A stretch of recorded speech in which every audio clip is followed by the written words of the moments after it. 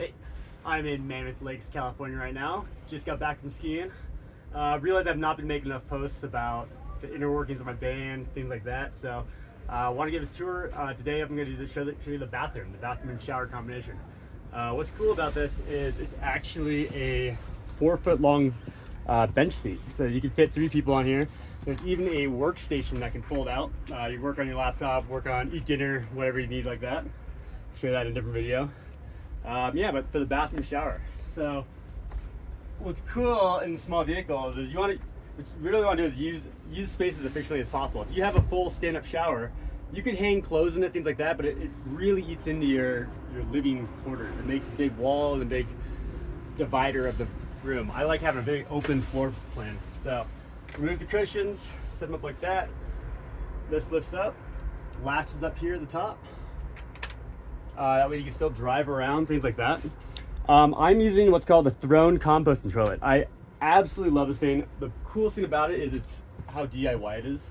It allows you to design it exactly how you want to, make it big and small, whatever you need. You can make it really complex. I even have boot warmers, boot dryers, ski boot warmers in my bathroom, which I'll show you shortly. So the way a composting toilet, keep in mind, my bathroom is 3/4 full right now. It's so clean, it has no smell. I'm gonna show you exactly the inner workings of what it actually looks like. So this is what you get from Throne composting toilet. It's a diverter. You also order kits, things like that too as well. But it's so simple. There's a front and a back. One is for the urine, one's for the black. Move the camera over here. So I'm actually gonna show everything. I have not emptied it, dumped it, anything like that. So it's full. So you do your business, throw in your toilet paper. Got a little divider here. This is coconut husks. You basically grab a handful of coconut husks. That's what all the brown is. It camouflages it, makes it a lot more discreet. This is the urine tank. And you can see when it moves, there's that red light. It will actually light up and show you when it's full. You see, basically a 5-gallon bucket. I got some pipes for my shower faucets in here. That computer fan in there runs 24/7, very low power, but it pulls in all the air. You cannot smell anything. Air comes in through the seat and it goes out the bottom of the vehicle. Reassemble that. And again, like, I'm not gonna be hiding stuff. It's like, that's how clean this thing is. It works so well. Close that up.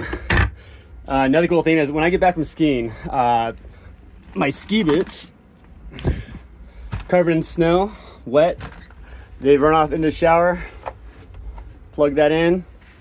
I have boot dryers, so now my boots heat up overnight, things like that. Close that up, undo that latch,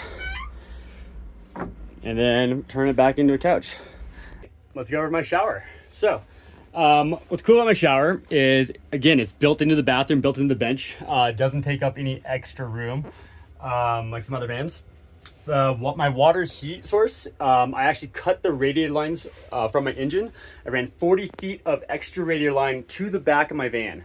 That goes through what's called a calorifier. It's a 6-gallon water tank, and it has like a radiator in it. The water in the radiator fluid does not mix. It's not going to your engine, any of that stuff. It's a very common question I get asked. It's separate. You can drink it. It's completely safe. If you drive for half an hour, you get 6 gallons at 190 degrees. Super, super hot, near boiling, dangerous. That mixes through a cold water mixer. The cold water mixer will bring it down to 114 degrees before it then goes to this, where you can even mix more cold water, bring it to 70, 80, 100, whatever temperature you want. Let me put the shower curtain up. So keep in mind, I'm doing this one-handed. It's not the easiest job in the world. So there's these little hooks up here. These hooks, again, one-handed. I'm gonna attempt to do that. There we go.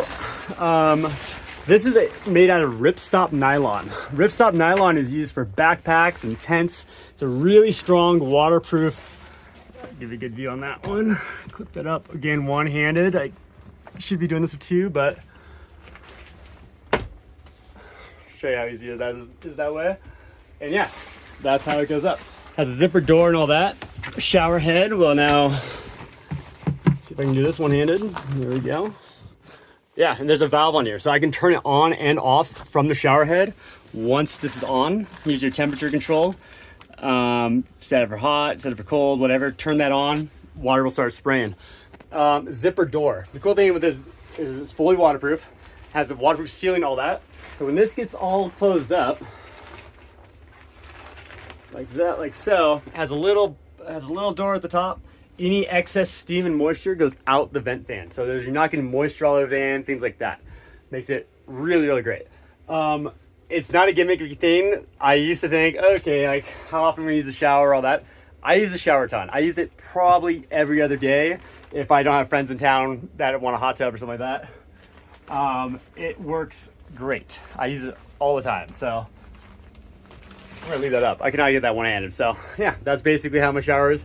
It does take about half an hour to dry. It's a waterproof fabric, so it does sit on the surface of the fabric, which is really cool. It doesn't soak in and things like that. It'll be dry in about half an hour. You can drive. I put this latch here just so it will stay up. I do it all the time, and it's cool because then you can drive around, leave that up. You still have full use of the bed, unlike my last van. My last van was a 10-foot. This is a 12-foot.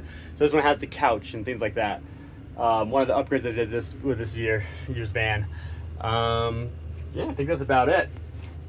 And then, yeah, half an hour later, take it down, turn it back into bench, and got a couch.